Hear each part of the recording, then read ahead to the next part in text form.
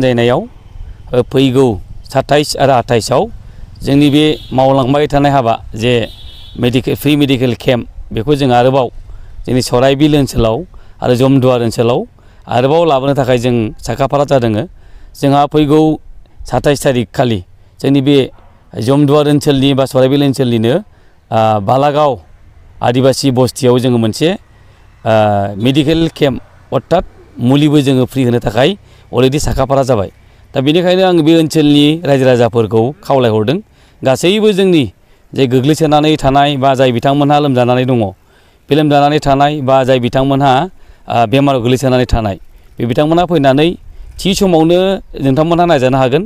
जों फुंबिलिनि 9:30 रिंगानिफ्राय जोङो 12 रिंगासिम जोङो ट्रिटमेन्टखौ आराम्भ खालामगोन।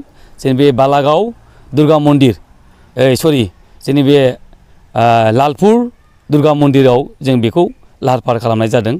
लोगोसे ओइदिनखालिनो जोङो आरोबाव बनगाव एलपि स्कुलावबो जोङो बे सानखालिनो 27 तारिख अर्थात शुक्रबार फैगौ बे खालि जोङो बेवहायबो बनगावआवबो जोङो थिग 1 रिंगानिफ्राय जोङो 4 रिंगा 30 मिनिटसिम जों बे ट्रिटमेन्टखौ लानो थाखाय लाहार फाहार खालामदों। आरो नेक्स्ट जोंहा जाहैबाय सनिबार बा 28 तारिख खालि जोङो बालागावनि आलिनगर एलपि स्कुल बा जोंहा बेवहाय मडेल अंगनबादि जे सेन्टाराव जों बेवहायबो लानो थाखाय लाहार फाहार खालामदों। दा बेनिखायनो आङो बे ओनसोलाव जाय बिथांमोनहा बेमारि नायजानो गोसो जानाय जिहेतु जोंनि बेमार नायनाया सोलिगासिनो दङ। थांनाय समफोराव जोङो 13टा जायगायाव जों अलरेडि खालामखांबाय। आरोबाव एबारावबो जों 3 जायगायाव खालामनो थाखाय 3 टिम जादों। बेनिखायनो गासैबो रायजो राजा बिथांमोनहा जाय बेमारियाव गोलैसोनानै दङ बे जों होखानाय बा बुंनाय नामफोराव जाहाथे नोंथांमोना थि समाव सौहैयो बेखौनो आं खावलायहरदों। आरोबाव खनसेबाव नोंथांमोनखौ आं खुलुमहरबावदों जाहाथे नोंथांमोनहा जोंनि बे मेडिकेल केम्प फ्रि मेडिसिन डिस्ट्रिबिउसनाव जाहाथे जोंखौ आरोबाव सहाय खालामनानै नोंथांमोननि बेमार आजारखौ नायनानै नोंथांमोननि देहाखौ गोरा खालामो। खारन देहा गैयाबा जोंहा जेबो गैया। देहायानो मानसिनि देरसिन सम्पति होननानै जों मिथिगौ। आरो नर सेवा नारायण सेवा होननाय मोनसे जोंहा संस्कृतआव सोदोब दं।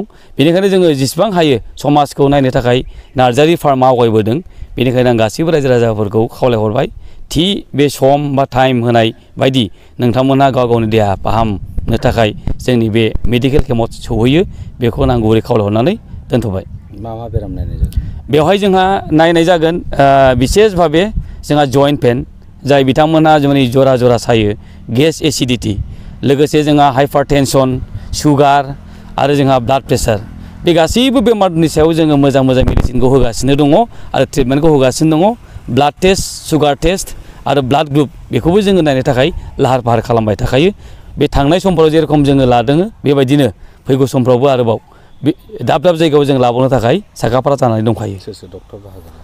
दा जोंनाव बहा डक्टर बाहागो लागोन जोंनिनो आगोलनिफ्राय फैबाय थाखानाय डक्टर हिमांशु बुजुर बरुवा। बिथाङा जाहैदों माजुलिनि आयुर्वेद जे जोंना मेडिकेल कलेजनि बिथाङा सासे इनचार्ज बे बिथाङा फैखायो। आरोबाव जोंहा सासे दंबावो डक्टर जयन्त बर्मन। बिथाङाबो जोंनि जेसेबां साब सेन्टार अल आसामाव बे साब सेन्टार बिथाङाबो सासे इनचार्जखा। दा मोजां डक्टर फैनानै बिथांमोननि जे गाइडआवनो जेरै नार्जारि फार्मनि सामलायनायाव बिथांमोनहा जोंनि समाजखौ सेवा खालामनायाव बिथांमोनाबो बाहागो लाफैगोन।